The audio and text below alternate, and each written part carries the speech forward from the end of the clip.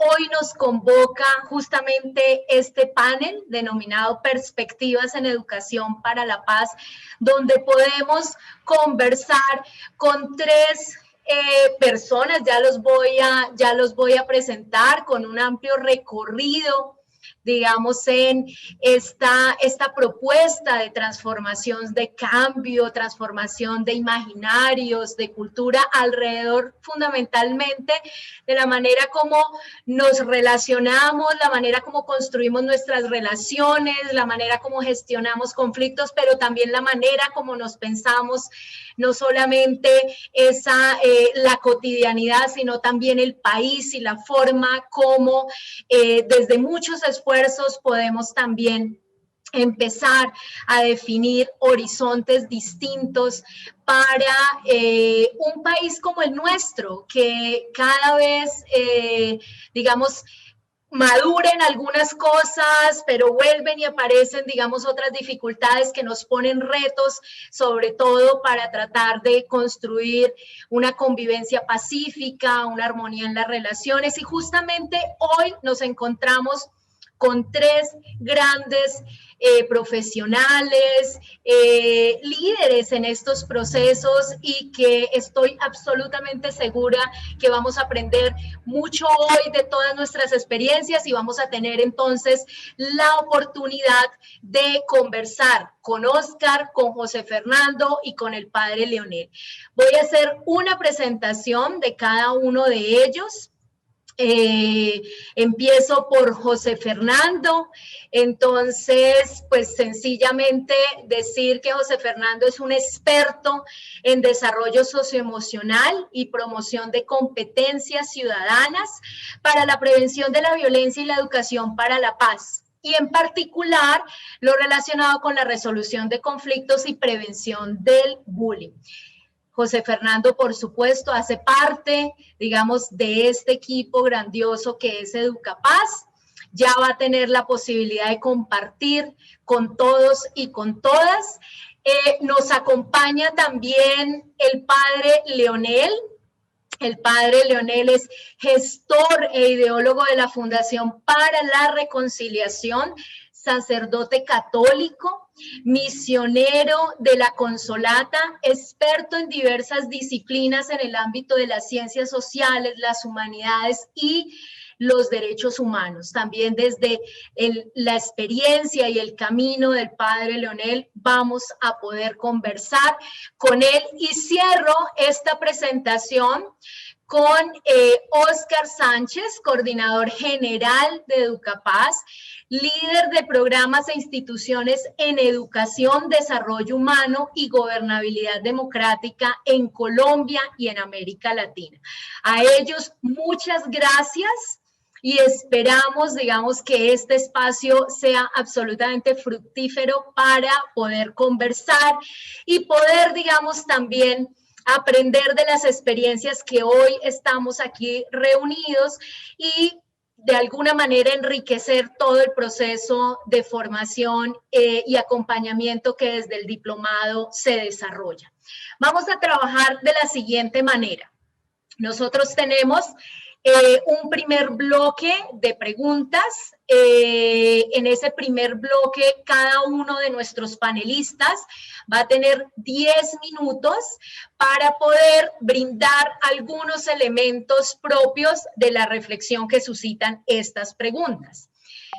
Posteriormente, vamos a recoger como los elementos, o hacer una síntesis de los elementos en cada una de las intervenciones, los elementos en común o los elementos, digamos, que no están tan en común o que son esas particularidades de cada uno de nuestros panelistas, y pasamos a una pregunta final en donde cada uno volverá a tener 10 minutos para hacer, digamos, también su reflexión final y a partir de ese momento y de esa reflexión abrir un espacio para preguntas y una conversación entre todos y todas. Como lo señalaba Nick, vamos a tener esperamos que así sea, un tiempo generoso para poder compartir y discutir y reflexionar, pues que es el sentido del panel.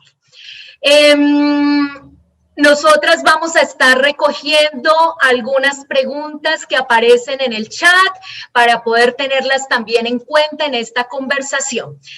Y bueno, dicho esto, entonces vamos a arrancar ya cuando tenemos 100 personas en este espacio. ¡Qué maravilla! Y quisiera plantear dos preguntas iniciales para iniciar, digamos, nuestra conversación. Esas dos preguntas están ligadas. La primera, con el contexto de la educación para la paz.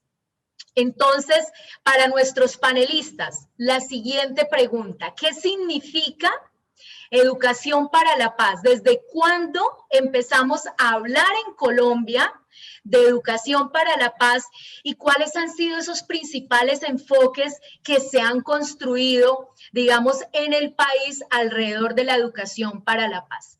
Y adicional a ese enfoque, también quisiéramos preguntarles desde su propia experiencia y desde lo que conocen, digamos, en los diferentes territorios en los que han trabajado, desde su quehacer, desde sus intereses académicos o, digamos, de movilización e incidencia política.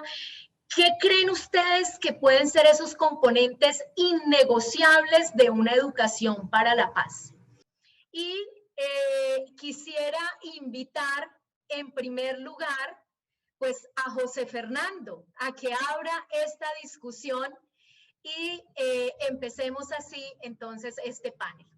Muchas gracias, Adriana. No esperaba que fuera yo el que comenzara, porque creo que tanto Leonel como Oscar pueden presentar una visión más general y comprensiva, incluso Leonel tiene una experiencia que va mucho más allá de la mía, pero bueno, puedo aventurarme con unas ideas iniciales que ellos obviamente complementen y amplíen, que vayan más allá de mi visión. Yo quisiera comenzar pues primero saludando a todas las personas que nos acompañan hoy, tomarse el tiempo una tarde de viernes para estar con nosotros, pues es en realidad una maravilla, y los colegas que nos acompañan además de México, que me imagino son fans de Leonel, bienvenidos y bienvenidas, y qué bueno que estemos acá pudiendo compartir sobre esto con países hermanos, con algunos retos similares y con otros difíciles y complejos y distintos, pero que seguramente nos convocan. Lo primero que yo quisiera decir sobre la educación para la paz es que, rastreando el término históricamente, pues en realidad está muy anclado a los conflictos mundiales que se dieron con la Primera y Segunda Guerra Mundial, y cuando comenzamos a hablar de educación para la paz, en realidad estaba muy atado a la prevención de la guerra, a darnos cuenta de que habíamos pasado por una etapa muy difícil para la humanidad y que la educación tenía un papel importante en la prevención de los conflictos globales y en el manejo violento de este tipo de cosas. Y esto fue evolucionando casi como evoluciona el concepto mismo de paz. Todos ustedes deben estar familiarizados con el concepto de paz positiva y paz negativa pensada como la ausencia de conflicto, y en ese sentido la educación para la paz lo que debería pretender hacer es justamente prevenir la presencia de conflictos en diferentes niveles, pero eso fue cambiando y nos dimos cuenta de que no era suficiente, de que en realidad educar para prevenir los conflictos era una parte importante del tema, pero que la paz tiene que ver también con factores estructurales de violencias distintas, de construir en realidad el mundo que queremos. Y aquí entonces comenzó a haber toda una serie de desarrollos relacionados con temas como la justicia social, la equidad, la defensa y promoción de los derechos humanos en sus múltiples generaciones. Y el concepto de paz se fue ampliando de una manera que, a mi modo de ver, tiene dos caras. La primera es que es muy bueno que nos demos cuenta que la paz no es solamente en silenciar los fusiles o tratarnos bien o manejar bien nuestros conflictos, pero por otro lado, también hay una cosa ahí que puede ser problemática porque el concepto creció tanto, el concepto de paz, que en realidad es difícil delimitarlo y separarlo de otras cosas. Entonces, por ejemplo, ya hablando del tema de educación para la paz, uno a veces no ve claramente cuál es la diferencia entre educar para la paz o educar bien. Entonces, ¿cuál es la diferencia entre educar para la paz y el concepto de calidad educativa? ¿Y qué es lo que es en realidad lo que estamos, de qué estamos hablando? Y hay otra cosa importante, y es que el concepto de paz negativa y paz positiva algunas veces genera enfrentamientos. Entonces hay como personas que defienden que una paz es más importante que la otra. Y creo que ese es un error gigantesco, porque pensar que una es más importante que la otra es de alguna manera desconocer que es tan importante eliminar las guerras, los conflictos y la violencia, como también trabajar en términos de construir, reconstruir las estructuras y cambiar el mundo y acercarnos a la realidad que quisiéramos. Y esto tiene unas expresiones muy concretas en términos del mundo escolar. Por ejemplo, hay unas, hay unas personas que defienden que educar para la paz en la escuela no tiene que ver solamente con resolver pacíficamente los conflictos o con ocuparse de las relaciones, sino que va mucho más allá y tiene que ver también con la construcción de estructuras democráticas, con la relación de la escuela con el entorno, con la transformación del mundo a través de la escuela y con la educación como un motor de cambio. Y ambas posturas están bien. Creo que el error es pensar que es una u otra cosa, porque a veces he visto que, por ejemplo, hay enfoques que privilegian una visión más amplia y comprensiva de la educación para la paz, que de alguna manera terminan desentendiendo un poco que esto tiene que ver con nuestras relaciones, nuestro mundo interno y las cosas que están muy cerca. Y a veces, por ejemplo, en post o en nombre de Educar para la Paz, se ve que se desarrollan algunos proyectos magníficos, pero que muchas veces están acompañados de unas maneras de relacionamiento que no son pacíficas en sí mismas. Dicho esto muy claramente, no podemos educar para la paz maltratando, no podemos educar para la paz amenazando, no podemos educar para la paz agrediéndonos, no podemos educar para la paz excluyendo, no podemos educar para la paz sin en realidad vivirlo. Y entonces la educación para la paz no es solo, no es solo, no es solo la meta, sino que es también el camino. Y ahí creo que para mí ha sido muy importante reconocer que esto pasa siempre por las personas. No se quede allí, pero necesitamos siempre que estamos hablando de educación para la paz, revisarnos a nosotros mismos y comenzar a trabajar en nuestra forma de relacionarnos con nosotros, con el mundo y con el planeta, para comenzar a construir relaciones de una manera diferente. Y ya para hablar un poco de la segunda pregunta que tiene que ver con nuestra perspectiva desde Aulas en Paz, que en realidad no es mía, aquí tengo que dar crédito al grupo de investigación dirigido por el profesor Enrique Chaux, que creó el programa Aulas en Paz, que es el que yo dirijo.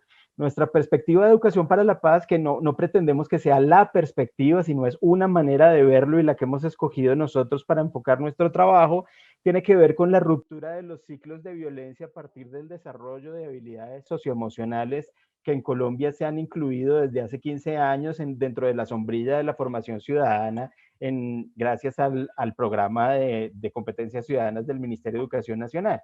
La idea básica detrás de esto es reconocer que la violencia en contexto nos afecta dentro de las escuelas y dentro de otros espacios. Y hay investigaciones que muestran que en los contextos violentos, y cuando diga violentos no me estoy refiriendo solo a contexto armado, sino también a violencia comunitaria, intrafamiliar o incluso relacionada con crimen organizado, en estos contextos los niños tienden a reproducir estas conductas en la escuela. Lo interesante es que la investigación muestra que lo que pasa no es que aprendamos a ser violentos y que los niños entonces son violentos porque vienen de contextos agresivos. Lo que parece que pasa y que además está sustentado en investigación es que la violencia en el contexto previene, dificulta, obstaculiza el desarrollo de algunas habilidades socioemocionales, por ejemplo, la capacidad de ponerse en los zapatos del otro, de conectarse con las otras personas emocionalmente, la capacidad que tengamos de expresar nuestras emociones y responder a las de los demás. Y eso de alguna manera nos dio una puerta de entrada para desarrollar el programa Aulas en Paz, que lo que busca es fomentar estas habilidades, de alguna manera yendo contra lo que viene del contexto que previene su desarrollo, y en últimas romper esos ciclos de violencia para que la cosa no se reproduzca. Digamos, este es nuestro enfoque, no es el único. Si vuelvo y digo, no quiere decir que nosotros reduzcamos la educación para la paz a eso. Escogimos este punto de entrada para hacer nuestra contribución frente al tema, pero claramente va mucho más allá y es parte de lo siguiente que hablaremos en la segunda parte del panel, y que tiene que ver con la apuesta de Educapaz y lo que puede estar allí. Bueno, Adri, gracias. Está difícil controlarse porque hay mucho para decir. Bueno, pero primero quiero decir que es un placer estar aquí y que me parece maravilloso que estemos hablando de esto con quienes están haciendo iniciativas de construcción de paz. Me parece que el punto es ese, más que educar en el sentido de enseñar y aprender, aquí lo que se trata es de construir. Este es un país violento, digamos, aquí hay una realidad, vivimos en un contexto de violencia y aprendemos violencia en la cultura. Entonces, la pregunta fundamental es cómo se transforma la cultura y hasta qué punto la educación es capaz de transformar la cultura. Si tenemos cultura violenta en la familia, si tenemos cultura violenta en el entorno barrial y comunitario, cultura violenta en la economía y en la política de la sociedad, en las formas de comunicación masiva, etcétera. Por supuesto, tenemos también cultura violenta en las relaciones que vivimos en la escuela. Cómo la educación, es decir, ese proceso deliberado, digamos, de fijarse unos objetivos, implementar unas estrategias, evaluarlas para generar aprendizaje, le puede al aprendizaje de la cultura, que es un aprendizaje mucho más veloz, mucho más potente. Que, digamos, aprendemos en la cultura como aprendemos a hablar nuestra propia lengua. Nuestros hábitos los formamos en la cultura. Es bien difícil para la educación enfrentarse a la cultura. Ese, digamos, es el punto central. Sin embargo, se puede. Lo que es muy interesante de verificar es que si se hace un esfuerzo sistemático, deliberado y basado en los elementos adecuados de coherencia, de realidad, ahora veremos cuáles son esos innegociables, la educación puede ayudar mucho a transformar la cultura. No puede siempre. Si el contexto cultural es extremadamente limitado en términos de todo lo que uno quiera, de indignidad de las personas, pues va a ser mucho más difícil. Pero se puede. Y se puede en Colombia, y se ha podido en Colombia, y se ha podido en muchas comunidades colombianas, y está medido, etc. Entonces uno diría, bueno, ¿y esto históricamente cómo ha sido? Entonces, no sé, cuando yo, digamos, yo tengo 52 años, cuando estaba en primero o segundo de primaria, había profesores que me pegaban reglazos, y otros que no, que estaban en contra de eso. Había una disputa en mi colegio acerca de si usar o no la violencia y el castigo físico en la escuela.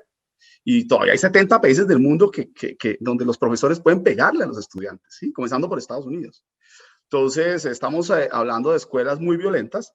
En Colombia, por ejemplo, el autoritarismo, probablemente no el castigo físico, pero sí muchas formas de reproducción del poder autoritario, pues están ahí, más que presentes en muchísimos espacios de la educación. Y frente a eso, pues yo diría, antes de la Constitución del 91, ¿sí? Había algunos esfuerzos de educación popular que estaban luchando, por ejemplo, por la formación política de adultos, para el diálogo, para la concertación. Había casos muy interesantes de educación alternativa, organizaciones, cito aquí, por ejemplo, a Fe y Alegría, con una propuesta específica de educación para la paz, etcétera. Pero había mucho más un enfoque de urbanidad, de conducta y de educación cívica. Es decir, hay que portarse. Hace un par de años yo estaba en una escuela, no en Colombia, y había avisos así gigantes que decían obediencia, disciplina, ¿sí? Pues eso también en Colombia era así, y habría que ver en dónde todavía sigue siendo así. Entonces, pasar a un enfoque un poco distinto, más de reflexión, era algo más excepcional. Yo creo que la Constitución del 91 marca un hito muy grande en Colombia, Y ese hito que dio, digamos, origen a muchas cosas. Yo, por ejemplo, recuerdo Colombia importando, después de que se establecen cosas como los jueces de paz, la resolución alternativa de conflictos, importando una cosa que se llaman los métodos alternos de solución de conflictos, de cómo lo hacían otros países. Yo ayudé a traducir por allá en el 92, 93, cartillas de mediación escolar. Pero, por ejemplo, mucho más interesante me parece, y pues cuento mi propia experiencia porque así lo pides, los que estábamos en el movimiento estudiantil por la constituyente, dijimos esto es con la participación de los jóvenes y de los niños. Entonces creamos una ONG, se llamaba DEGE, Corporación por el Desarrollo Democrático de la Juventud y el Estudiantado, DEGE. Y entonces nos íbamos de colegio en colegio, etcétera, diciendo, aquí hay que hacer que los niños participen, ¿sí? Y luego entonces nos fuimos a trabajar al gobierno y creamos el gobierno escolar, el personero estudiantil. Nos equivocamos, ¿no?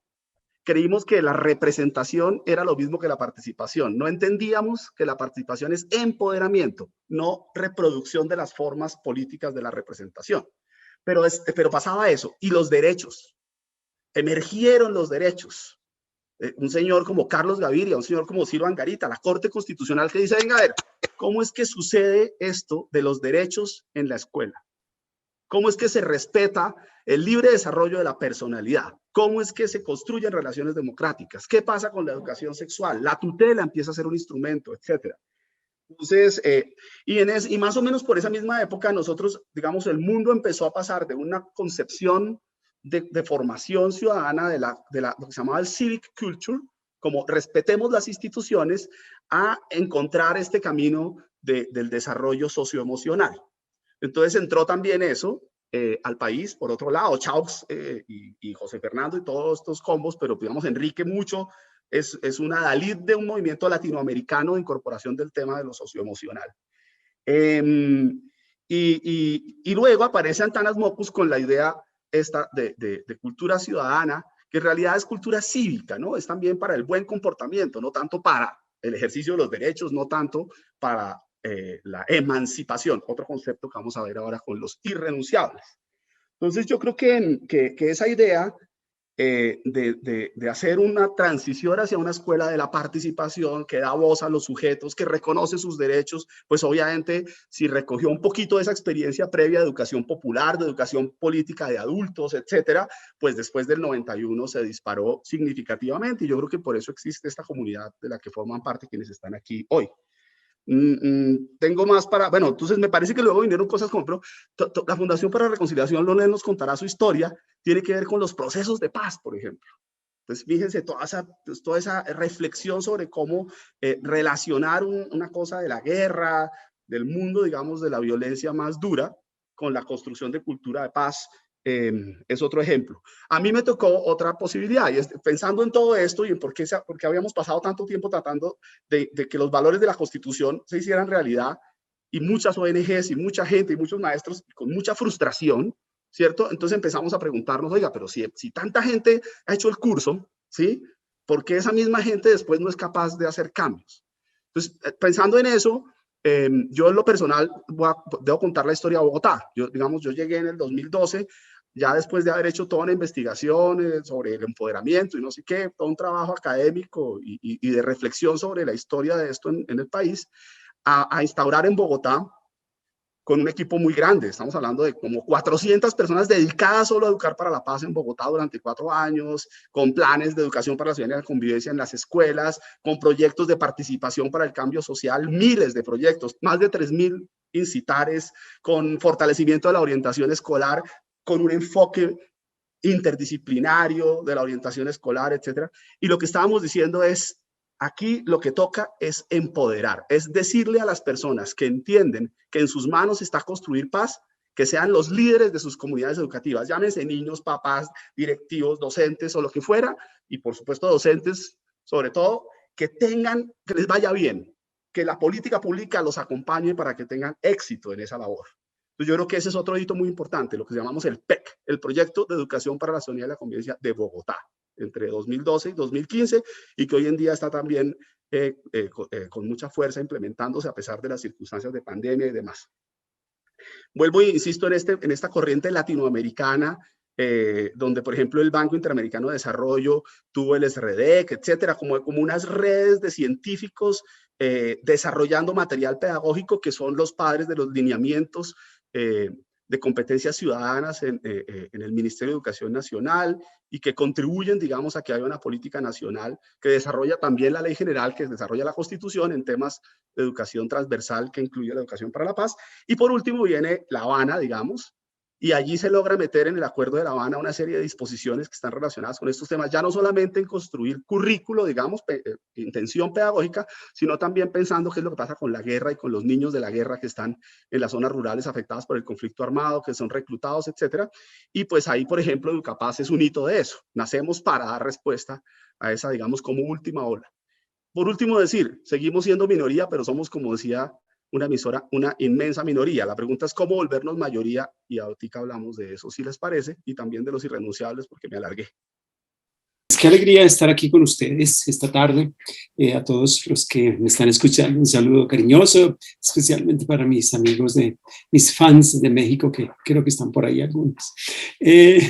Son también de Oscar, porque Oscar me acompañó por allá en algún tiempo feliz, bonito que tuvimos en México. Bueno, pues mira, una de las cosas que más recuerdo es que cuando viví en el Caguán, viví 11 años, la cosa que yo más temía era que encontrara los retenes de las FARC, donde acostumbraban inicialmente reunir 40, 50 carros, nos hacían bajar a todos y un guerrillero comenzaba a contarnos por qué ellos estaban en armas. Entonces era la historia, pues, digamos, de la oligarquía colombiana, de todo el tema de las tierras, y en fin, y entonces ellos decían, para nosotros lograr cambiar a Colombia nos tocó tomar las armas. Y entonces nos tocaba quedarnos 3, 4 horas, y lo peor es que cada vez que nos paraban, pues siempre echaban el mismo discurso, el mismo sermón, y entonces uno bostezando, de pronto con hambre, parado en una carretera, y sí. Pero era un poquito el contexto desde el cual ellos miraban la paz, ¿sí? Y así, yo diría que hay muchos contextos. Si a ustedes les hubiera tocado vivir, o les hubiera tocado vivir en la época de Hitler, ¿sí? Todas las escuelas tenían que seguir las teorías de Hitler o Mussolini, digamos, en Italia. Yo también tuve la otra experiencia fuerte en mi vida, que fue trabajar con las tribus nómadas en la región que limita con Sudán, Etiopía, Kenia, y allá influyen pues muchísimo las culturas locales en las que uno se encuentra, es decir, los contextos musulmanes o los contextos, digamos, de la cultura local influyen muchísimo en el tema, digamos, de la paz. Hoy en día, pues, se han ido ensanchando un poquito los conceptos que deben ser claves en estos temas de la paz y bueno, pues, a mí me parece que la historia de Colombia también nos ha ayudado un poquito en eso, sobre todo en estos últimos 30, 40 años, sobre todo desde la Constitución del 91. La Constitución nuestra del 91 dejó una frase muy bonita, dice: la paz es un derecho y un deber de obligatorio cumplimiento. Y a mí me parece una frase, pues, un bonito logro, digamos, de la Constitución. Porque no lo han mencionado, pues lo menciono. El Ministerio de Educación nuestro en el 94 sacó esa Ley General de la Educación y particularmente dirigida hacia el proyecto de la paz.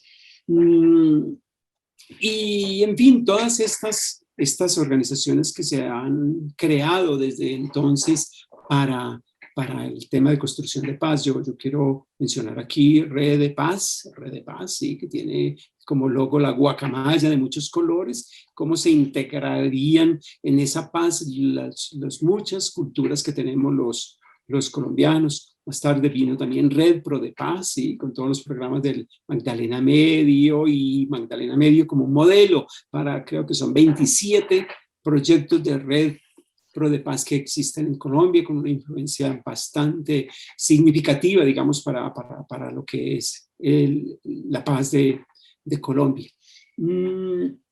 Entonces, digamos que que esos son un poco los contextos en los que así rápidamente hemos estado como que nosotros enmarcados en estos últimos años. Yo particularmente quedé muy bien impresionado por las 34 experiencias que nos dejaron compartir ustedes de lo que están haciendo en muchos lugares de Colombia y pues unos van mucho más por el lado emocional, otros van mucho más por el lado artístico, por ejemplo, que es también muy interesante, otros van por el lado un poquito más socioeconómico y en fin, a mí me parece que todos estos temas confluyen en construcción de paz. Para mí, porque ahí estaba la pregunta, hay un innegociable, ¿sí?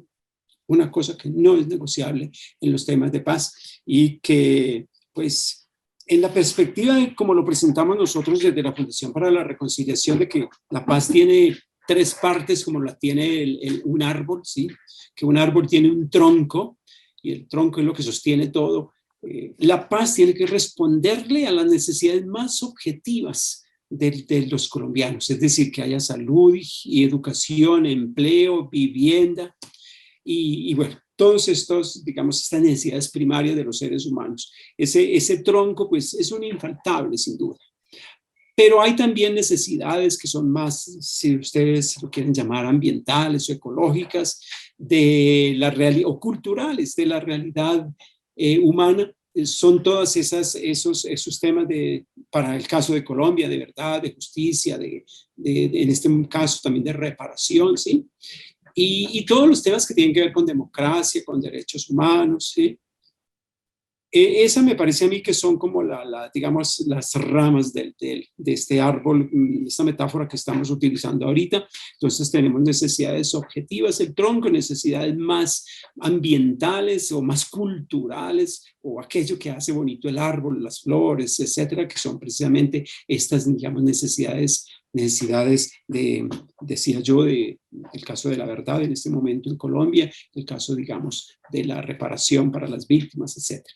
Pero hay unas raíces que tiene ese árbol y es todo el tema que nosotros llamamos el tema emocional, el tema interior, el tema, si lo quieren, cultural nuestro, y es que Colombia de muchas formas está enferma de rabias, rencores, deseos de venganza. Es trágico analizar, a mí cada año me da casi como que miedo meterme a las estadísticas que saca Medicina Legal y Fiscalía sobre los homicidios en Colombia o sobre la violencia en Colombia, pero me quiero referir específicamente a los homicidios. Los homicidios en Colombia por relaciones interpersonales entre las personas tienen hasta el 98%, como es el año pasado, de motivación principal el ajuste de cuentas.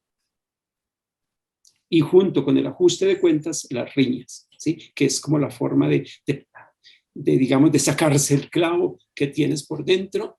El ajuste de cuentas lo haces a través de una riña, una pelea, buscando eliminar al otro. Entonces, yo quisiera insistir porque pues, es a eso a lo que nos hemos dedicado como Fundación para la Reconciliación en estos últimos, ya casi vamos a 20 años, en cómo superar esas causas internas, esas causas raíces, digamos, que impiden la construcción de la paz, y es precisamente cómo superar esas rabias, esos rencores, esos odios. Esto tiene mucho que ver pues, con lo que desde Educapaz nosotros como equipo hablamos del tema de cómo se ha naturalizado la violencia en Colombia, ¿sí? Y a mí me gusta mucho usar un término de Oscar, que es esta fábrica de guerreros que tenemos, ¿sí? ¿Cómo vamos a acabar con cómo vamos a superar esta fábrica de guerreros que tenemos los colombianos? Y en fin, si más adelante tenemos tiempo, pero es lo que hoy en día, en términos más académicos, se llama la economía política del odio. Usar los odios para hacer política, vender odio para ganar votos, ¿sí? Y desafortunadamente las elecciones presidenciales en estas, yo diría desde fines del siglo hasta ahora, cada 4 años están condicionadas a ver quién logra generar más odio entre los colombianos. Y no es solo el caso de Colombia. Ustedes acaban de ver lo que pasó en Estados Unidos entre Trump y Biden, o lo que está pasando en este momento en Brasil con Bolsonaro, etc. Entonces, yo lo que quería decir, y termino, hay un innegociable para mí que me parece, o no, un infaltable, mejor, para no ser tan categórico. Hay un infaltable que a mí me parece es cómo vamos a superar nosotros esta economía política del odio. Muchas gracias a cada uno de nuestros panelistas. Realmente intervenciones que nos ubican y nos sitúan en algo que hemos intentado tener en esta primera franja del panel, y es entender el contexto en el que nos encontramos, pero el contexto también en el que ha ido naciendo una perspectiva o perspectivas, como quizá nos lo señalaba José Fernando, alrededor de la educación para la paz, donde encontramos, digamos, unos enfoques que tienen unos énfasis en una paz positiva y unos énfasis en una paz negativa, y que quizá, digamos, la misma dinámica nos ha llevado a que entendamos que probablemente los enfoques por sí solos o por separados no dan cuenta de manera integral de lo que podríamos pensar en que se hace necesario para transformar una cultura.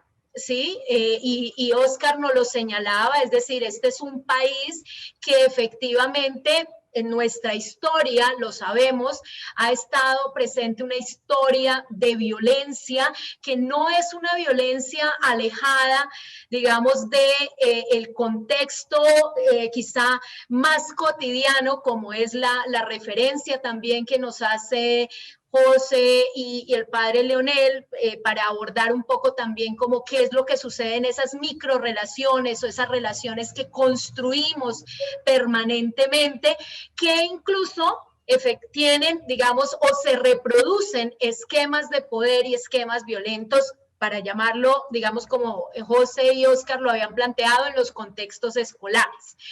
Y hay un elemento muy importante que señala, digamos, Oscar, a mi modo de ver, y es cómo ha hecho tránsito, digamos, esa concepción en el país de educación para la paz, o cómo hemos llegado más bien hoy a pensar en educación para la paz, ¿no? Entonces, en un recorrido rápido, pero que nos inquieta, nos despierta la curiosidad para quienes están transitando este camino del diplomado. Me parece muy útil pensarnos cómo es que va evolucionando, cómo evolucionamos de una educación que puede ser la educación cívica, ¿sí?, a un momento que a todas luces marca un hito político, cultural también, como fue la Constitución de 1991, quienes pues obviamente crecimos, nos educamos al calor de lo que estaba pasando allí, pues se convierte casi que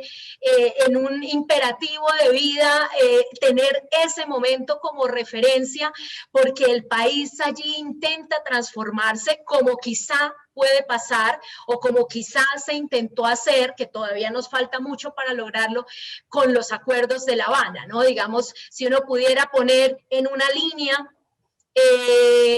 digamos, ese hito, podrían haber muchos más, pero si pudiéramos poner en una línea de tiempo el hito de la Constitución del 91 y lo que sucedió en La Habana, o lo que estamos logrando o intentando hacer como país con la implementación de los acuerdos, pues se convierte, digamos, en un espacio muy rico para entender la diversidad de iniciativas y de expresiones. Ejemplo de ello lo ponía el padre Leonel, con las experiencias que en este momento tenemos en el diplomado de iniciativas de construcción de paz o de educación para la paz, como lo señalaban también los panelistas. Entonces, digamos que entender que efectivamente ha sido, digamos, este enfoque de educación para la paz ha sido una construcción histórica, ha sido una construcción cultural, que no solamente, digamos, se inscribe en el marco de una política educativa, por ejemplo, de formación ciudadana, sino que también aparece como una reflexión y una necesidad, como lo plantea el padre Leonel, de atender unas dimensiones subjetivas muy propias de los sujetos que tiene que ver con esa carga o esa herencia de odios que de alguna otra manera también se ha convertido a veces en un lugar común, señalar que estos odios y estas tensiones políticas casi no, provienen de un momento como fue el Frente Nacional, por señalar, por ejemplo, una forma de dirimir un conflicto en su momento, en los años 60, que permitió, entre comillas, pacificar el país. Y lo digo entre comillas porque efectivamente llevamos ya casi 50 años tratando de pensarnos y reflexionar sobre qué es lo que necesitamos y qué es eso innegociable o infaltable, como lo señalaba, digamos, el padre Leonel.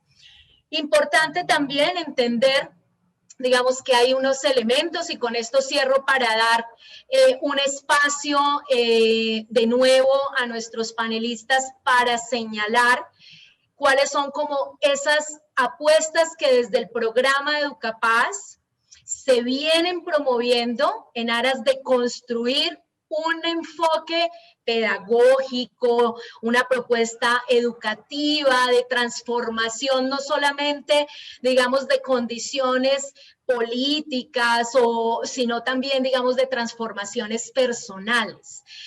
Si es necesario, entonces, que reconozcamos esas necesidades subjetivas, si es necesario encontrar mecanismos que desactiven esto de la economía política del odio, que de alguna manera también nos hacía énfasis el padre Leonel, y pensando en estas iniciativas que tenemos hoy aquí reunidas, pensando en lo que hemos hecho desde el programa, ¿cuáles podrían ser esos elementos que nosotros deberíamos señalar como necesarios para seguir fortaleciendo una propuesta de educación para la paz que nos permita desnaturalizar la violencia, transformar imaginarios sobre la forma de relacionarnos, y también algo que me parece muy importante que señala Oscar, y es cómo volver o cómo recuperar ese poder ciudadano que nos permite comprender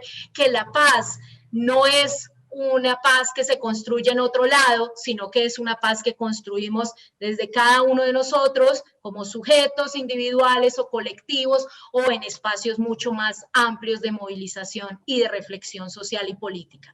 Entonces, quisiera invitarles a que nos compartieran sus reflexiones y así dar paso entonces a las preguntas ahora de quienes estamos aquí alrededor de esta experiencia desde el programa y cómo podemos fortalecer lo que hoy en día hay en el país. Voy a juntarlo con los infaltables. Esa de los infaltables me parece que es una pregunta clave y tiene que ver con que yo siento que algunos de esos infaltables los tenemos en Educapaz.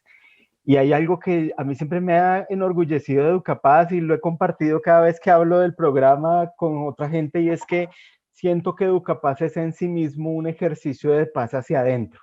Porque aunque nosotros somos amigos desde hace rato y trabajamos en temas parecidos y tenemos una línea como un horizonte común, también tenemos formas diversas de ver estos temas que algunas veces son bien distintas y incluso pueden verse como antagónicas. Y el encontrarnos con colegas que han apostado, que han dedicado su vida a trabajar en temas de construcción de paz desde diferentes enfoques y comenzar a construir juntos y a ponernos de acuerdo en cómo estamos viendo ciertas cosas desde una perspectiva constructiva, pues no es fácil.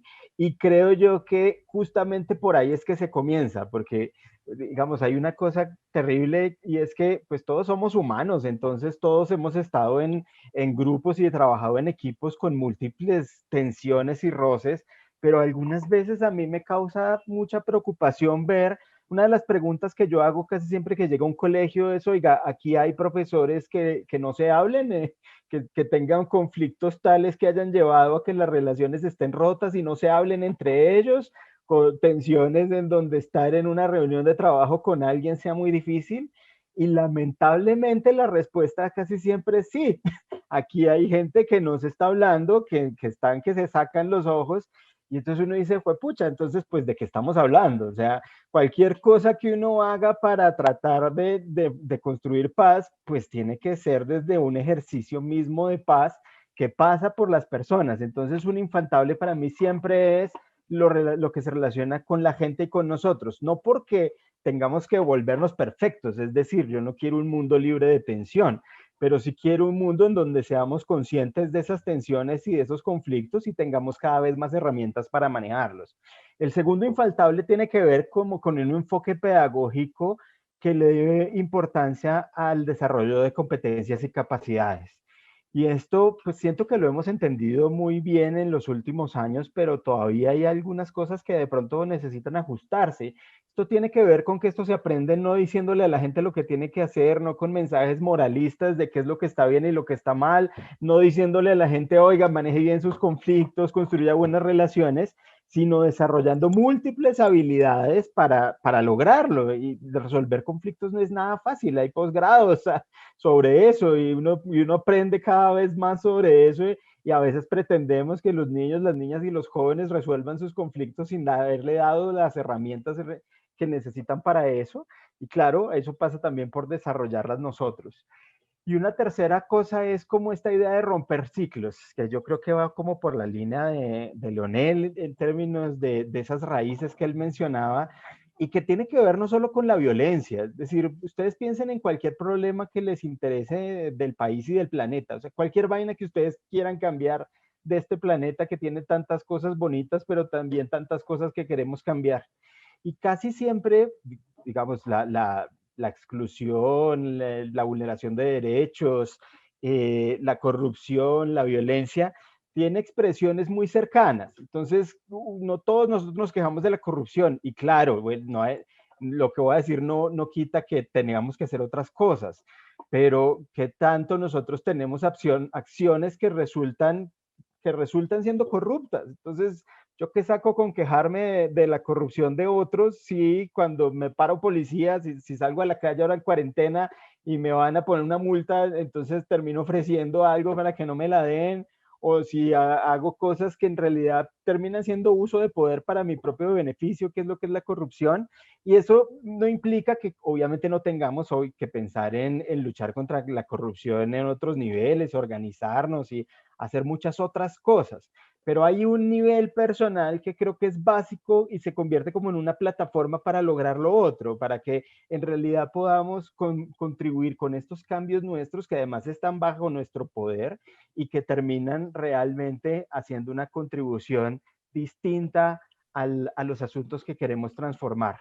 Y en Educapaz creo que lo venimos logrando, ¿no? No ha sido una cosa libre de tensiones como tiene que ser. Ha habido múltiples discusiones que tienen incluso visiones sobre esto que son muy distintas, pero una de las cosas que hemos logrado tiene que ver con esta apuesta de la perspectiva que llamamos CRECE, de Educación Socioemocional Ciudadana y para la Reconciliación, que reconoce y le da mucha más carne a algo que hemos llamado en Educapaz el enfoque sistémico, que tiene que ver justamente en parte con esto, con que las transformaciones que promovemos están en múltiples niveles, desde este nivel personal e interpersonal y de grupos, que es algo que nosotros hemos, digamos, en lo que nosotros trabajamos más, hasta otras visiones que tienen que ver más con la organización de las personas para generar transformaciones que logren realmente cambiar las estructuras y el mundo más allá de lo relacional o de lo personal. Y creo que en Educapaz hemos ganado una visión articuladora que permite que estas múltiples visiones no solo convivan, es decir, este no es solo un asunto de estar juntos tolerándonos, no, es un asunto de enriquecernos con una visión mucho mejor a la que tendríamos solos, que es en últimas otra de las cosas que Educapaz tiene que es muy bonita y que creo que hemos logrado hacer. Y es que lo que estamos construyendo con Educapaz va más allá de lo que podríamos haber hecho desde cada una de las organizaciones. Y viendo acá 120 personas reunidas, algunas de ellas que están en procesos y que van a compartir tiempo pensando estas cosas, pues creo que es una oportunidad maravillosa para justamente hacer eso, para comenzar a ver que no vemos la cosa desde los mismos lugares, pero que de alguna manera, y acá Leonel, creo que tú me tienes que ayudar a entender esto mejor, tenemos que dejar de ver al otro como a veces casi como un enemigo o como un contradictor, y ver en la diferencia la posibilidad real de construir y de enriquecernos. Y esto, siendo consistente con lo que dije del enfoque de competencias y capacidades, no puede ser solo un discurso. Tiene que ser una vivencia realmente acompañada de herramientas de cómo hacer esto. Y hay muchas, múltiples. Y aquí le hago de una vez publicidad a nuestra caja de herramientas de Educapaz. Pero hay muchas cosas para que esto se vuelva una práctica real específica, para que no sea solo un discurso que a veces suena bonito, a veces no, sino que tengamos herramientas, por ejemplo, para lograr consensos, para tomar decisiones juntos, para lograr manejar lo que sentimos, para manejar los conflictos de una manera más constructiva, para acercarnos a las diferencias. Entonces aquí lo que tenemos es trabajo y lo que hay que hacer es mucho, pero creo que hay muchas herramientas de las que podemos echar mano, y creo que Educapaz está haciendo realmente una contribución muy grande que va más allá de lo que habíamos hecho las organizaciones individuales, y es en sí mismo un ejercicio súper bonito y constructivo de construir paz. Pues, a ver, yo creo que Educapaz pues ha definido dos aspectos innegociables, digamos, de la construcción de paz en Colombia como país, en los territorios y en las escuelas específicas y comunidades locales. Uno es entender que hay colombianos, comunidades colombianas y niños y niñas y familias donde hay una negación de derechos que termina alimentando la guerra. Es decir, siempre ponemos muchos ejemplos parecidos, pero para ponerlo en números, digamos, 23 escuelas rurales de un territorio específico, el sur del Tolima, tienen en quinto grado 1.500 y pico estudiantes, en noveno grado 800 y en grado 11 500. Entonces, el simple hecho de que no haya acceso a la educación en mundos rurales donde la guerra se ha incubado, pues eso es una cosa que hacen que haya que entender que la educación por la paz a veces es solamente la oportunidad de educación para la gente, darle una opción de permanecer en el sistema, de llegar a una formación técnica o universitaria que profesionalice su lugar en el mundo, que tenga la posibilidad de acceder integralmente a la cultura, no desertar prematuramente, no terminar el embarazo precoz, etc. Entonces hay una cosa que es de acceso mismo a la educación, como educación para la paz, que vendría a ser, digamos, donde se combate lo que podríamos llamar la violencia estructural, es decir, donde realmente no siempre que hay una dificultad, hay violencia estructural que justifique, ¿sí? Pero sí en algunos casos de extrema desigualdad, por un lado, o de extrema exclusión de las oportunidades que niegan la dignidad humana, pues ahí hay una educación para la paz indispensable. Pero el otro lado, lo que hemos llamado educación crece, es decir, socioemocional, ciudadana y para la reconciliación, pues nos parece que recoge tres elementos muy importantes, digamos, comenzando como por el más societal. Ahí José Fernando decía personal o intrapersonal, interpersonal en las relaciones, y grupal, que a mí me gusta llamarlo ciudadano, digamos, porque la ciudadanía es la pertenencia a un colectivo y cómo pertenecemos a ese colectivo. Ahí los elementos, digamos, que uno podría llamar irrenunciables son el sentido de la dignidad humana. Si no entendemos que los humanos somos especiales, digamos, los seres humanos y en general los seres vivos, además, no solamente los humanos, y por eso la dimensión ambiental cada vez es más importante. Pero en particular, la dignidad de los seres humanos es una cosa maravillosa por nuestra diversidad, por la posibilidad de que siendo 7.000 millones de simios, digamos, en realidad cada uno de esos 7.000 somos únicos, ¿sí? Y podemos construir una vida única. Y eso es algo maravilloso para quienes tienen una fe religiosa, eso es mágico, digamos, eso es la esencia de la divinidad. Para quienes no, es de todos modos la esencia de la civilización. Entonces, el sentido de la dignidad humana es fundamental. Y cuando le negamos dignidad a un ser humano, pues es imposible construir paz. El sentido de la participación, bueno, dignidad y reconocimiento de la diversidad y valoración de esa diversidad. Y lo otro es participación, sentido de que somos parte de unos colectivos, a veces colectivos familiares, comunitarios, de una región, de un país o de la humanidad. Ahora, digamos, lo global es posible. Ese sentido de pertenencia a lo colectivo implica cómo participamos, la dimensión sociopolítica de nuestro ser en acción. Entonces, primer asunto irrenunciable, ese sentido de lo que acabo de decir que yo llamaría ciudadanía. Y dentro de la ciudadanía, además, entonces hay una dimensión personal que tiene que ver con ciertas, como dice José Fernando, habilidades, competencias específicas que nos permiten actuar de cierto modo que contribuye a vivir más tranquilos, a tener una vida emocionalmente más satisfactoria y a tener relaciones con los otros que gestionan los conflictos de manera no violenta. Ahora, en medio de la guerra, eso pasa por el otro pedazo del concepto que llamamos la reconciliación. Tenemos unas heridas de la guerra muy serias en Colombia. Ese es un primer asunto. Segundo asunto de los irrenunciables, entender que esto se aprende en la realidad, que uno no aprende valores en el discurso, eso sí entra por uno y sale por el otro, porque si no genera procesos de reflexión, procesos en los que las vivencias son enriquecedoras, son, como dicen los psicólogos, pero eso, digamos, lo saben aquí mejores otros que yo, generan disonancia cognitiva, digamos, rompen con lo que uno normalmente reproduce de manera natural y hacen que uno quiera hacer cambios. Y eso pasa en procesos que no son discursivos, que son a veces de simulación, etcétera, de producir escenarios para esa reflexión, pero mucho mejor aún si se dan en la realidad, en la vida cotidiana, en el conflicto, en el enamoramiento, cuando nos dimos en la jeta, cuando tuvimos ahí. Entonces, eso y haciendo construcción de paz, el concepto de que sí se construye paz cuando se genera sociedad y comunidad, eso es clave, realidad y construcción. El penúltimo elemento, me parece, es que esto se hace a través de procesos de empoderamiento, es decir, hay unas realidades de poder desiguales y solamente si nivelamos la cancha podemos hacer transformaciones y eso implica que los seres humanos adquirimos capacidades, comprendemos que nuestra libertad es algo difícil y costoso, nos dotamos para ser libres, pero también para vivir en libertad con otros y respetar el proyecto de vida en libertad de otros. Y en ese sentido nos emancipamos, nos hacemos autónomos y luchamos contra lo que construye nuestra libertad.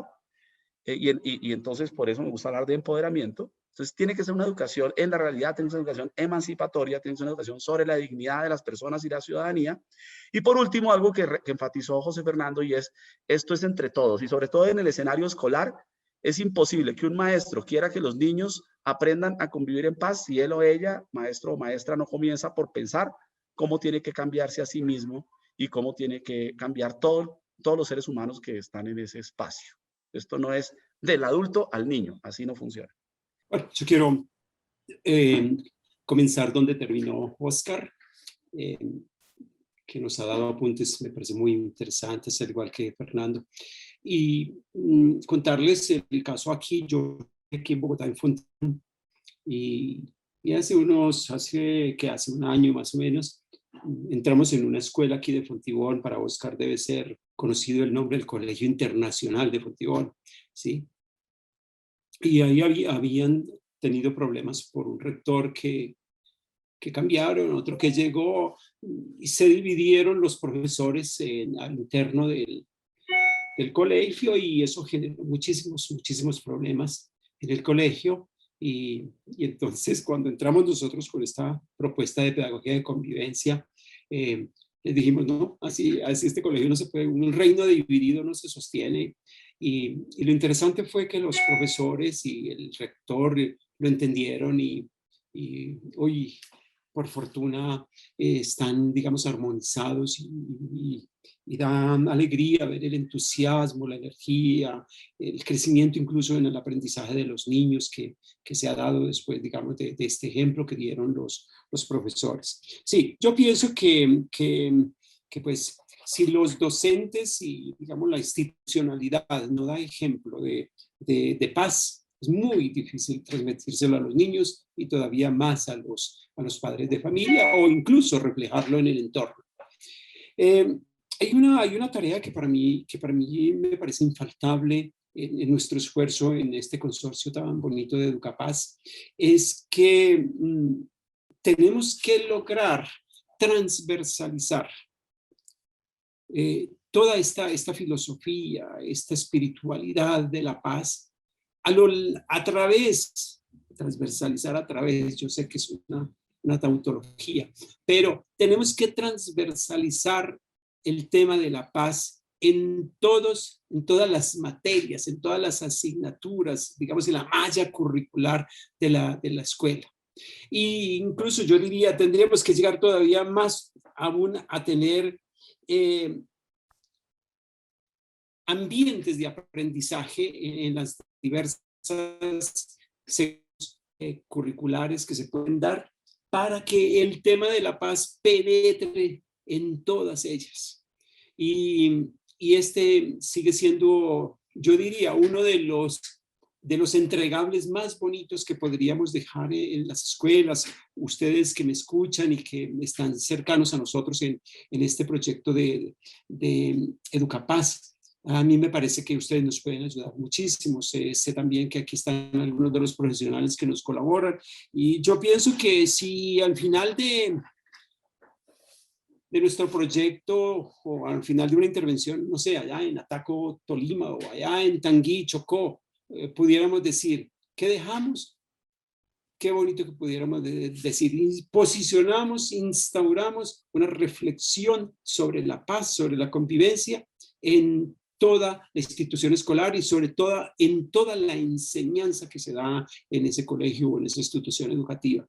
Entonces, ¿cuál es el cambio radical que yo creo que está dando Educapaz en la escuela? Es generándole un lenguaje totalmente nuevo para enseñar matemática, para enseñar lenguaje, para enseñar, no sé, lo que sea.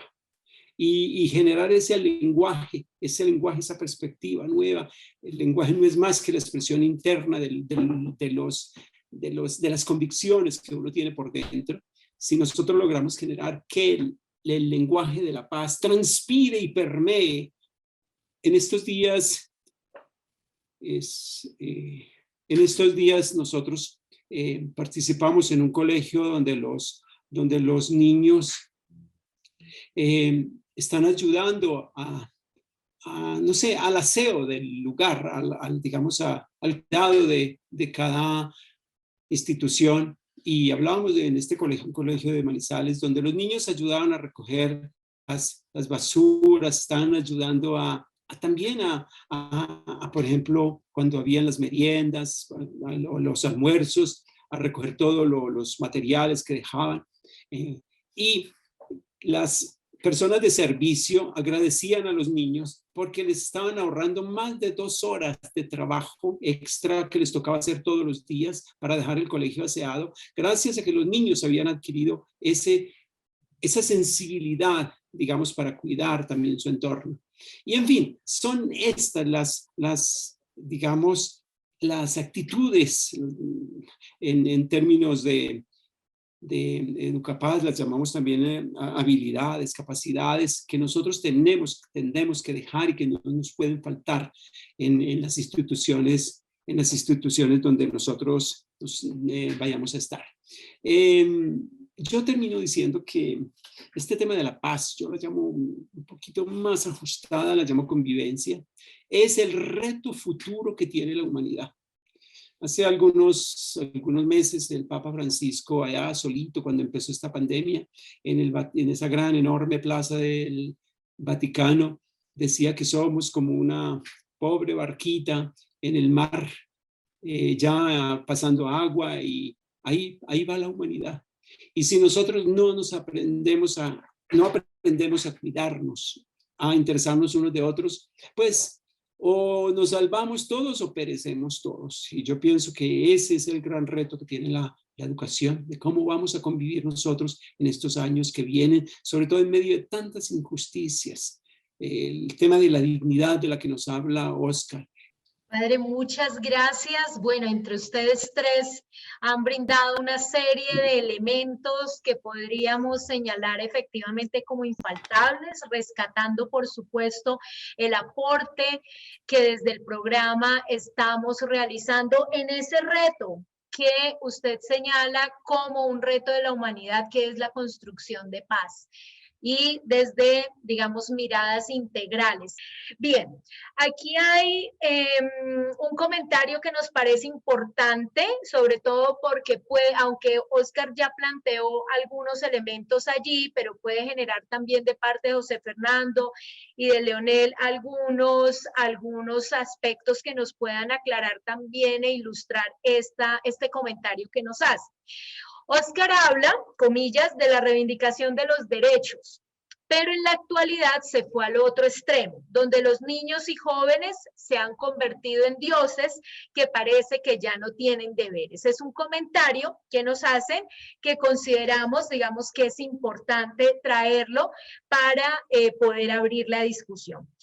Hay otra pregunta que tenemos y es la siguiente. ¿Cómo poder transformar las acciones violentas por parte del Estado hacia las instituciones educativas más alejadas?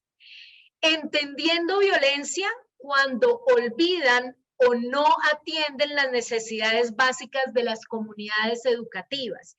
Y en este sentido, la vulneración de los derechos humanos de niños y niñas. Es violento, por ejemplo, exigir los mismos parámetros de cumplimiento a un maestro que vive en la ciudad con un 100% de conectividad que a un maestro que tiene que caminar 1 o 2 horas para lograr tener señal en el celular. Otra pregunta, ¿cómo podemos lograr que los niños, jóvenes y adultos de lugares más recónditos, donde el mismo entorno hace más visible una paz negativa por las diversas situaciones que se viven en la cotidianidad, comprendan que no hay una paz más importante que la otra y que sí se puede transformar esa realidad negativa en algo positivo? Hablo desde un lugar el cual ha sufrido cambios y transformaciones culturales, sociales, socioeconómicas, educativas, a raíz de los diferentes sucesos de incidencia de actores externos a la comunidad de hace más o menos 10 años atrás. Hay otra pregunta que dice lo siguiente. La paz comienza por nosotros. Y digamos que con nuestras acciones, comportamientos, podemos ser modelos, impactar a nuestra sociedad más cercana. Pero, ¿de qué manera se logra sacar a las personas de esa estructura que ha creado en su contexto, sus experiencias, su cultura? ¿De qué manera logramos que en una sociedad tan lastimada, rotulada, cada persona pueda encontrarse, sanarse, entender que la paz comienza dentro de cada ser? Y voy a señalar esta última para cerrar este bloque de preguntas y poder dar espacio, digamos, a las intervenciones de nuestros panelistas. Las prácticas escolares siguen permeadas por este es un comentario. Las prácticas escolares siguen permeadas por la decisión espontánea que busca corregir conductas desenfocadas y no cimentar las bases para un nuevo tipo de sociedad. La pregunta es, en ese sentido, ¿cómo humanizar la escuela? ¿Cómo incorporar en estas prácticas los derechos como una idea práctica a la lucha contra la injusticia, la violencia y la búsqueda de la cooperación para el desarrollo? Dejo este bloque de preguntas donde fundamentalmente hay un interés por saber cómo logramos efectivamente materializar esta idea de una educación para la paz. ¿Cómo lograrlo? mi hipótesis sería haciendo lo que nos demuestran los que ya lo han logrado. Porque es que existe una categoría que podríamos llamar escuela resiliente, eso es una manera como lo hemos visto últimamente, y es, uno mira un conjunto de colegios que tienen condiciones similares y algunos consiguen resultados extraordinarios. Y uno mira dentro de un colegio docentes que viven circunstancias similares, también dentro de la, y encuentra docentes que logran resultados extraordinarios. Entonces, digamos, esa atipicidad, esa situación de resultados positivos en medio de la adversidad, ¿por qué sucede? Además, parto del supuesto de que quienes están aquí hoy en esta reunión son hombres y mujeres con liderazgo excepcional, ¿sí? Entonces, yo diría, lo que hay que hacer es, primero, observar a quién le va bien y por qué le va bien, y segundo, ayudarle a que a ese que le va bien le demos voz, y en particular a ustedes, en sus propias comunidades y colegios. Yo creo que el contagio, ¿sí? El empoderamiento por contagio es lo que va a funcionar ahora. ¿Qué características tuvieron esas escuelas que tuvieron éxito en particular? Pues lo podemos mirar después con más detalle. No creo que ahorita valga la pena entrar en detalles técnicos. Pero, por ejemplo, la comunidad y la escuela no pueden estar separadas. Tiene que haber un diálogo entre las familias y las estructuras, digamos, culturales o políticas de la comunidad que tienen legitimidad y el sector educativo, directivos, docentes, etcétera, tienen que trabajar en un proyecto común. Yo creo que no hay ningún caso de escuelas donde eso no sea así. La educación crece, de la que hemos hablado, sucede en la medida en que genuinamente hay un esfuerzo reflexivo para transformar los valores. Eso también es así. Se acepta que se necesita trabajar en equipo con otros, que las cosas no salen solamente de inventárselas cada día, que hay gente que ya sabe hacer las cosas, pero se reconoce el valor endógeno, el valor de esa comunidad, de ese niño y su familia, de esa persona. Se hace, digamos, constructivismo social. No se piensa solamente en la educación ciudadana, pero se le da un peso muy importante a la educación socioemocional, ciudadana, etcétera, y a la formación integral, a distintas dimensiones del desarrollo del ser humano. Entonces hay una serie de elementos que están ahí presentes. Esos docentes en particular que logran tener empoderamiento, etcétera, apuestan a la innovación, apuestan al cambio y son conscientes de que en sus manos hay mucho por hacer. Cuando un docente piensa que nada depende de él y que todo depende del contexto y se victimiza, digamos, ya no puede hacer el cambio. Hace el cambio cuando cree en su poder. Obvio, su poder no es de él o de ella solamente, es de un grupo de docentes, es de un colectivo comunitario, es de un movimiento sociopolítico, es de una transformación desde la Secretaría de Educación, desde la política pública. No es así, pues, como que yo voluntariamente cambio el mundo. Pero si no creo en mi poder, no lo puedo hacer, ¿sí? Entonces hay una serie de cosas que están probadas, demostradas, estudiadas, analizadas. También cuenta lo técnico, las herramientas pedagógicas, los materiales didácticos, las capacitaciones, eso cuenta. Pero lo anterior es más importante que eso técnico. Entonces, yo lo que diría en últimas es, sí sabemos cómo hacerlo, sí hay de quién aprender, sí en esta comunidad en la que estamos aquí realmente se está haciendo, yo estoy seguro de que eso es así, si no ustedes no estarían sistematizando experiencias de construcción de paz en la escuela.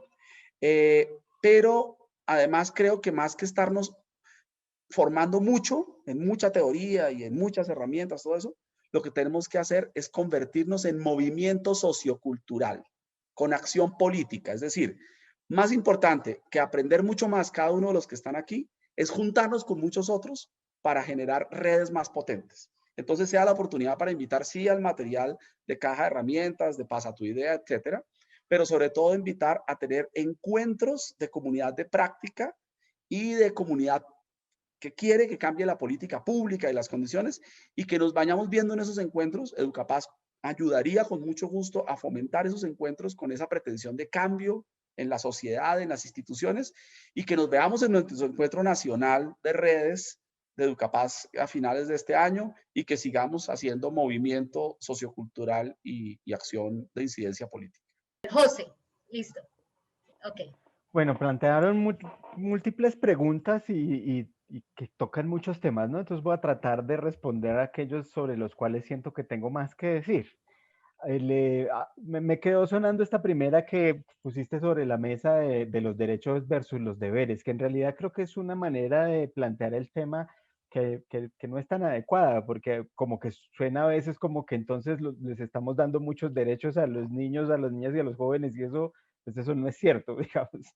Los derechos de las personas en general, pero específicamente los de los niños y las niñas son inalienables, es decir, tienen que estar ahí, tenemos que defenderlos sobre cualquier otra cosa, pero si hay un problema allí que creo que es al que se refiere la pregunta que tiene que ver con el relacionamiento con los niños, las niñas y los jóvenes, no en todos los contextos, pero sí en ciertos contextos en donde pareciera que efectivamente los niños se volvieron, creo que son las palabras de la pregunta, dioses. Y entonces como que de hecho, también he oído que los llaman emperadores y se vuelven como unas personas que no tienen límites. Y eso es muy grave en la vida. Es decir, no tener límites es muy grave para cualquier persona a cualquier edad, pero para los niños aún más. Un niño que no tiene límites no está aprendiendo lo que necesita aprender y no está desarrollando las habilidades que necesita para la vida. Un ejemplo simple, uno tiene que aprender en la vida a frustrarse. Es súper importante aprender a frustrarse. Si uno no aprende a frustrarse, cuando le lleguen las frustraciones en la vida, si uno no desarrolló las habilidades para lidiar con eso, se le va a caer el mundo y se va a destruir, porque no aprendió que las cosas no salen siempre como uno quiere, que las cosas no son como yo quiero. Y vuelvo y digo, esto no es para todos los niños y niñas del país, esto es para unas, específicamente para unas subgrupos de la población.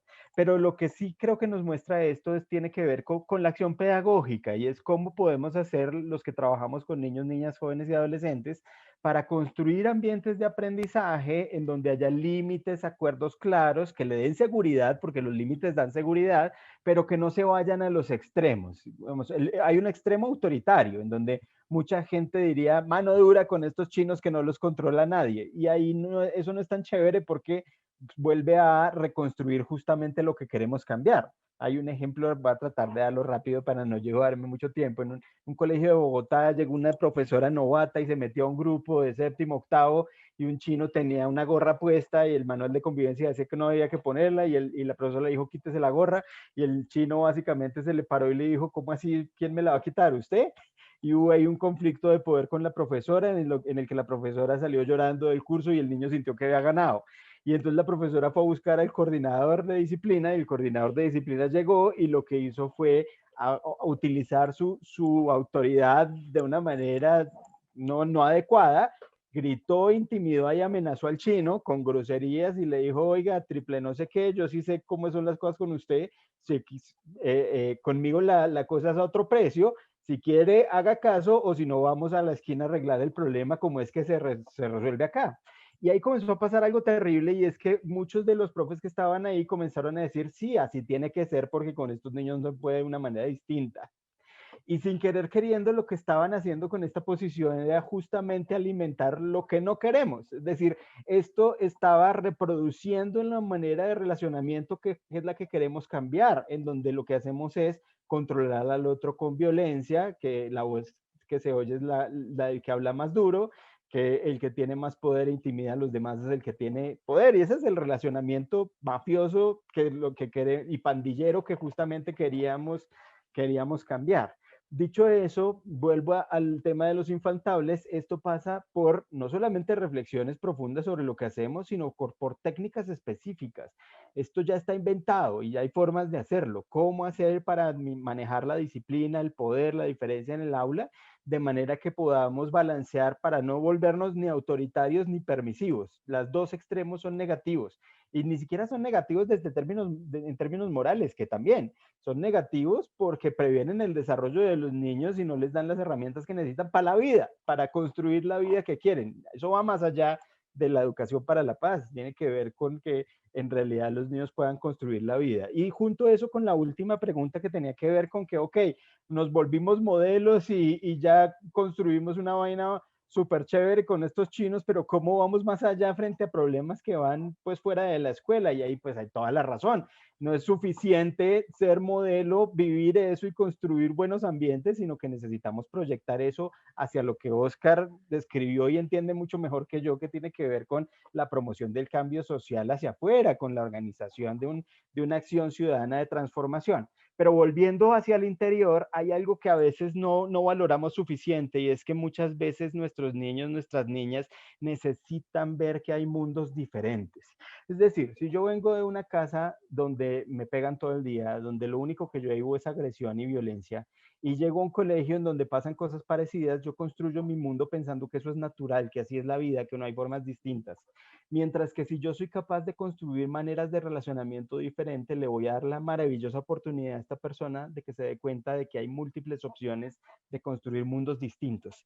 Y eso puede ser muy transformador, y eso puede abrirle la posibilidad a las personas para que construyan su vida a partir de una comprensión mucho más completa del mundo, y que desnaturalice todos estos temas que damos por hechos y que terminan siendo como una construcción de un mundo que efectivamente no es estático, sino que todos los días reconstruimos. Y pues la pregunta sobre las violencias estructurales de las escuelas alejadas, pues, pucha, qué complejo. Ahí me parece que las palabras de Oscar resuenan mucho y se vuelven realmente parte de la respuesta, y es: necesitamos en realidad empoderarnos para lograr cambios y cambiar el mundo. Esto tiene niveles, ¿no? Entonces uno no se lanza de una vez a hacer un proyecto de transformación, tiene primero que analizar la realidad, ver cuáles son las posibilidades de cosas por hacer, el simple hecho de reconocer problemas que son invisibles, darnos cuenta de estas cosas que no vemos, de velar eso que no nos deja ver la violencia estructural que para muchos de nosotros es invisible y no se ve. Ese es un primer paso, pero además organizarnos, ver que no estamos solos, poder en realidad construir cosas con los demás y lograr transformaciones desde lo que está más cerca hacia lo que está más lejos, puede ser un camino interesante. Aquí en realidad no hay fórmulas, esto tiene más creatividad que otra cosa, pero también hay experiencias y hay pistas. Apoyarnos en la experiencia de los demás, en lo que Oscar decía, en la riqueza de este grupo, me parece que hay una posibilidad maravillosa de aprender y de retomar cosas que todas ustedes y todos han hecho y que les han servido, y también de los errores y de las frustraciones. Ahí hay cosas en las que podemos realmente apoyarnos y aprender juntos. Gracias, José. Padre Leonel. Bueno, yo antes de referirme a la pregunta específica que nos hacen sobre qué se hace cuando hay una acción tan violenta del Estado, olvidando tantas regiones del país a su propia suerte, a su pobreza, a su lejanía, ¿sí? ¿Qué hay que hacer? La gran lección que hemos aprendido los colombianos es que con las armas no resolvemos nada. Y la gran conclusión y la gran lección aprendida y publicitada por todas partes es: de ahora en adelante nuestras únicas armas serán el diálogo. Y a mí me parece que lo que estamos haciendo nosotros en Educapaz, regados por aquí y por allá, es precisamente eso. Insistir que con las armas, que con la violencia nosotros no logramos nada. Las armas son el fracaso de la palabra, dicen los indígenas Nasa de la región del Cauca. Las armas son el fracaso de la palabra. Entonces yo pues quiero, a quien hace esta pregunta, insistirle en la necesidad de que nosotros sigamos trabajando así, con la humildad, en lo pequeño que podamos. A mí me dejó muy impresionado todo el trabajo que ustedes están haciendo en esas 34 experiencias que presentaron.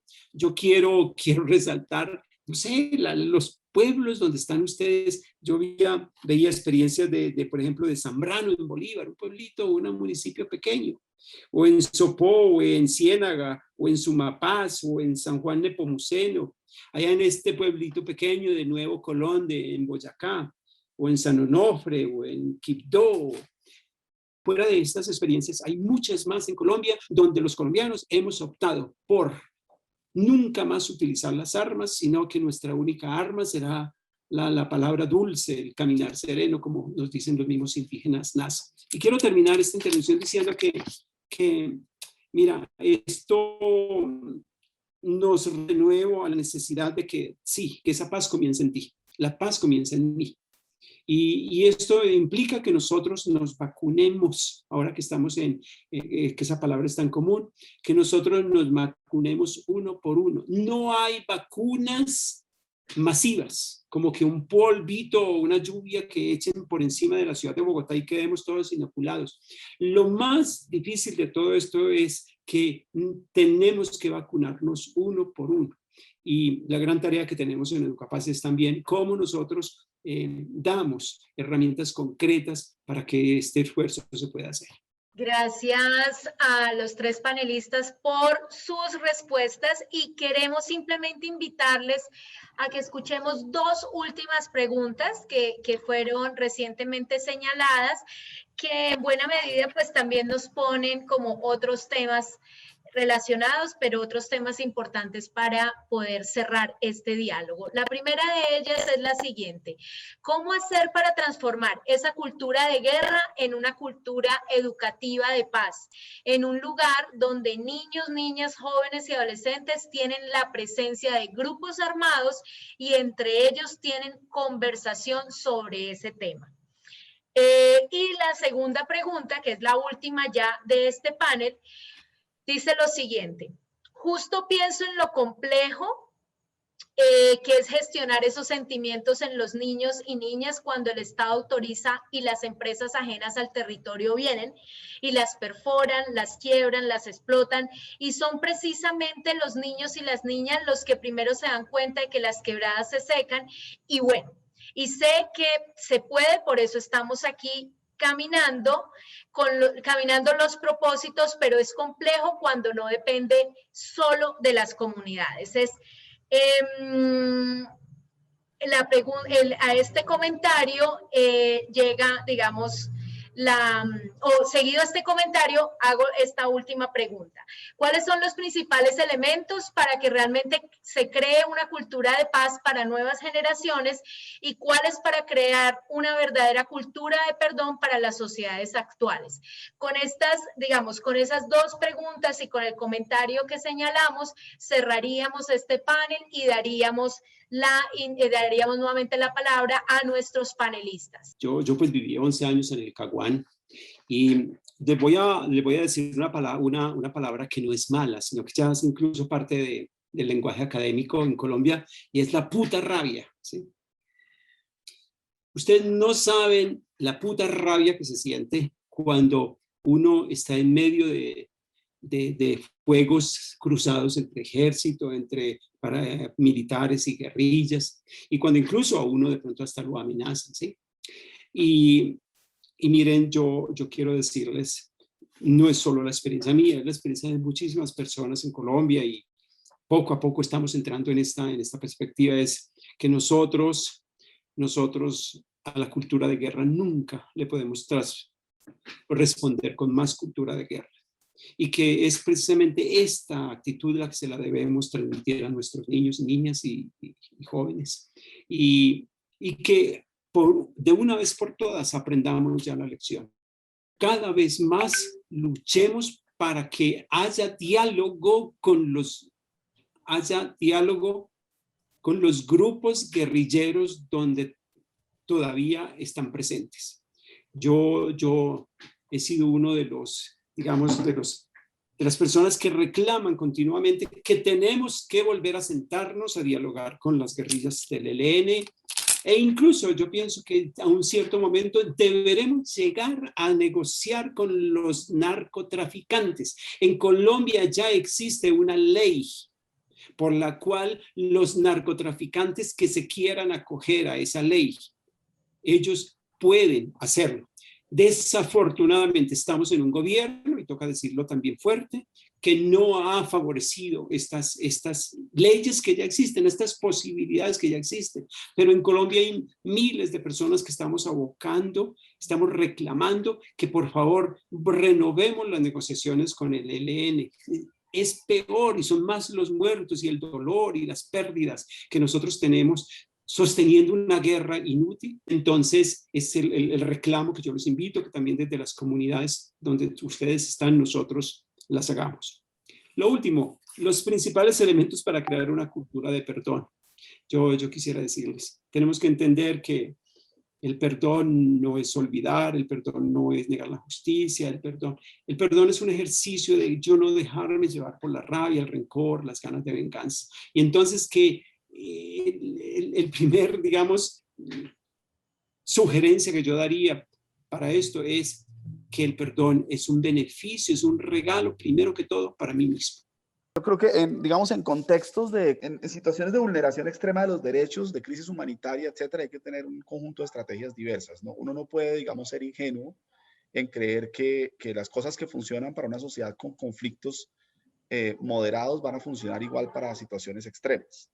Ahora, hay heroísmo y hay que reconocer heroísmo y hay que reconocer que aún en las más extremas situaciones pueden, digamos, emerger procesos de paz y de construcción de paz, como hemos dicho aquí, con gran resiliencia. Pero se necesita protección, por ejemplo. Protección, no solamente protección del ICBF y de la justicia penal, sino también de situaciones concretas en la familia. Yo pongo el ejemplo, mi abuelo a los 12 años me decía, coja este revólver y aprenda a defenderse, ¿sí? Pero mi mamá decía, no, bajo ninguna circunstancia. ¿Cómo se logra, a pesar de esas situaciones, entrar en esa mínima protección? Se necesita también reconciliación y diálogo y entender que en la guerra, en las situaciones, como dice Leonel, de conflicto armado, hay un montón de complejidades que hacen que el diálogo con los actores armados también sea importante. Pero también se necesita, y eso, por ejemplo, para la violencia urbana, en la manipulación del narcotráfico por pandillas, es una cosa crítica. Se necesita entender que hay unas cabecillas, hay unos grandes intereses económicos, incluso transnacionales del crimen organizado, que es necesario aislar de la escuela y aislar de los muchachos y dejar que las tribus juveniles, que las formas de organización, etcétera, incluso las pandillas, se vean, digamos, se reduzca el nivel de impacto de extrema violencia allí. Entonces, todo eso es real, ¿sí? No podemos no ver el factor de protección, el factor terapéutico, por ejemplo. Hay que entender que las víctimas van a tender a reproducir la violencia, hay que tener un apoyo psicosocial potente con las víctimas, pero, y este es mi mensaje, la educación sigue siendo lo más importante. La pedagogía y el aprendizaje generalizado de cómo transformar y construir paz y transformar la realidad es lo más importante, y la escuela puede liderar ese proceso a pesar de la adversidad de las circunstancias. Yo creo que ese mensaje es importante. Leonel en algún momento hablaba de la polarización política, me parece súper importante eso. Hoy en día es que no aprendemos nada en Colombia, ¿no? Entonces, parece que no aprendiéramos, por ejemplo, de cómo el sectarismo de los años 50 entre liberales y conservadores condujo a la violencia que condujo, y hoy en día pareciéramos estarlo incubando de nuevo. Los liderazgos políticos jóvenes tenemos que ofrecerles una mirada de la diversidad, entender que ser radical políticamente no justifica descalificar al otro, no justifica el anonimato. Necesitamos una cosa que hoy en día se llama alfabetización informática y mediática. Necesitamos aprender a usar todo el poder que nos dan las nuevas herramientas de comunicación con un sentido de civilidad muy diferente. Gracias, Oscar. Y cerraríamos con José. Gracias. Pues qué preguntas tan difíciles, ¿no? Yo creo que la primera línea de respuesta frente a esas condiciones tan reales y tan duras y retadoras no es tanto lo que podamos decir nosotros u otra gente, sino lo que justamente hacen ustedes todos los días. O sea, que haya personas como ustedes que están enfrentando esas situaciones, trabajando todos los días sin desfallecer, siendo creativos y creativas y creando formas de llegar y de luchar contra todo esto, pues es lo primero que tenemos que hacer. Y yo quiero sí, casi que pues ya no comenzar porque ya estamos acabando, pero sí expresar mi admiración profunda por lo que todas y todos ustedes hacen todos los días, y ahí está realmente la respuesta, mucho más que en lo que podamos decir desde acá. Dicho eso, pues sí creo que podemos de pronto aportar algunas ideas para para llegar a este camino que además está marcado por la frustración, ¿no? O sea, cuando uno quiere trabajar en entornos tan retadores y tan difíciles, tiene que estar muy preparado para frustrarse, no desfallecer y comenzar a ver en realidad siendo queriendo lograr mucho, pero también poniendo unas metas y unas victorias pues cerquita y dentro de lo que más podemos lograr. En estos entornos creo que es muy importante, por ejemplo, darnos cuenta de que lo que hacemos todos los días, que es parte de lo que dice Oscar acá, en parte puede ser un antídoto para todo esto. El sentido que tiene la educación para los niños, las niñas y los jóvenes como elemento de su proyecto de vida y como la posibilidad de abrirles puertas, y aquí no quiero ser ingenuo, muchas de estas puertas abrirlas es muy difícil, pero si no tenemos una educación que nos posibilite a tener oportunidades distintas, pues va a ser mucho más difícil. El comenzar a trabajar con los niños y con las niñas para que vean las cosas y se den cuenta de aquello que es invisible y de lo que no vemos, el trabajar sobre la expresión cotidiana y cercana de esos problemas que parecen tan lejanos, pero que están más cerca de lo que uno cree, el poder traer a la escuela cosas para que ellos piensen en la naturaleza de estos problemas, pero dentro de las cosas que ocurren en las relaciones interpersonales es vital. Entonces, por ejemplo, el uso de la violencia para lograr cambios sociales tiene que ver con también el uso de la violencia para que mis compañeros me hagan caso, para lograr lo que yo quiero.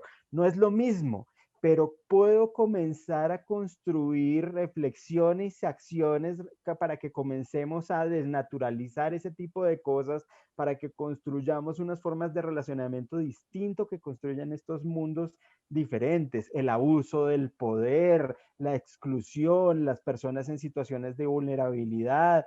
Todo esto tiene expresiones que pueden relacionarse con cosas que pasan dentro de las aulas y dentro de la escuela.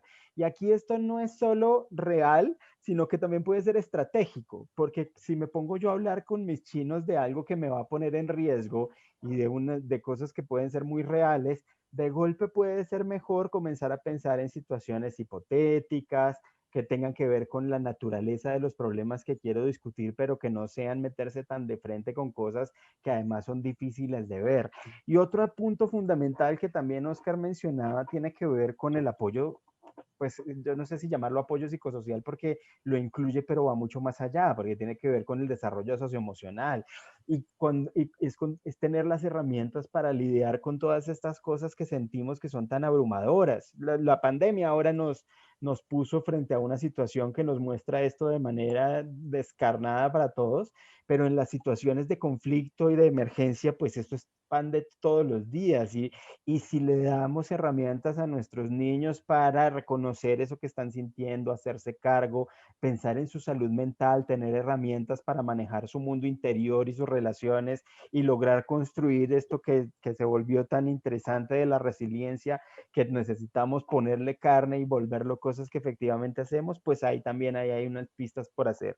Pero cierro con lo que dije al comienzo y lo primero es tener gente maravillosa como ustedes que trabaja en estos contextos tan difíciles todos los días, que no desfallece y que está allí construyendo paz y construyendo país desde su acción cotidiana. Mi gratitud y mi admiración. Gracias a nuestros tres panelistas, digamos, este bloque último de preguntas, además pues de todos los elementos que esta conversación nos ha dejado, quizá nos deja una gran conclusión que tiene que ver, por supuesto, con la apuesta del programa, pero también, como lo mencionaba el padre Leonel, digamos, con toda la riqueza que hay en esas 34 experiencias que desde la escuela están apostándole a la transformación, digamos, de una cultura o de unos contextos que pueden ser marcados por contextos de violencia y por formas que hacen que esos ciclos se repitan. Y en este sentido, como lo decía, la gran conclusión a la que llegamos es que finalmente la educación es el camino.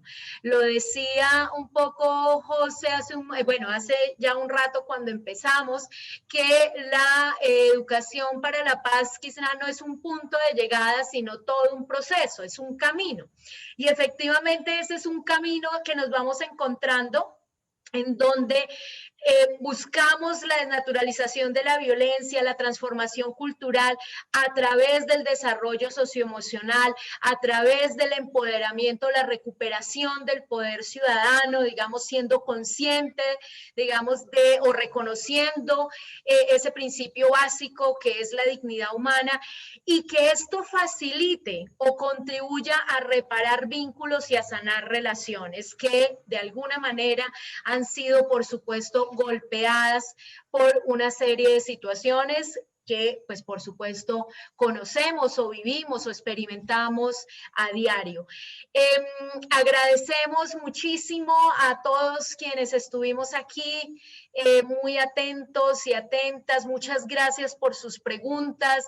Las preguntas son unas formas también de hacernos pensar sobre cuáles son como esos elementos que debemos seguir profundizando. Reflexionar sobre la misma práctica es muy, muy importante. Entonces, este espacio, este escenario de panel también se convirtió en ello. Cómo reflexionamos sobre lo que hacemos y, bueno, digamos que simplemente queda desearles un buen fin de semana, que se cuiden mucho y que seamos responsables pues con todas estas medidas que hoy nos imponen. Muchas gracias. Gracias. Un abrazo. A ustedes. Feliz noche. Abrazos Gracias. y feliz noches. Chao.